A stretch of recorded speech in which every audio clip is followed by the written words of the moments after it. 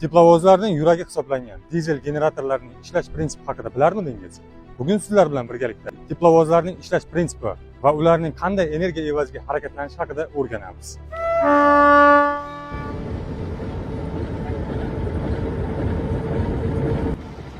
Teplovozlar bu zamonaviy temir yo'l transportining asosiy lokomotivlaridan bo'lib, ularning ishlash prinsipi 4 bosqichga bo'linadi.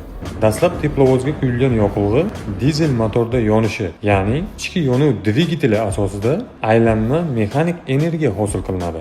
Ushbu mexanik energiya esa bosh generatorga uzatilib, generatordan elektr energiya ishlab chiqiladi. Ishlab chiqarilgan elektr energiya esa tortuv elektrodvigatellariga uzatilib, hosil bo'lgan aylanma mexanik energiya maxsus transmissiya orqali g'ildirak juftliklarini harakatga keltiradi.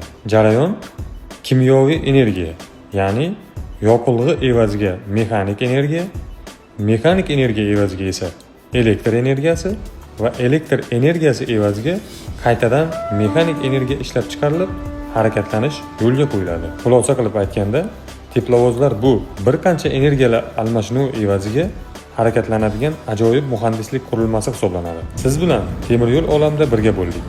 E'tiboringiz uchun rahmat.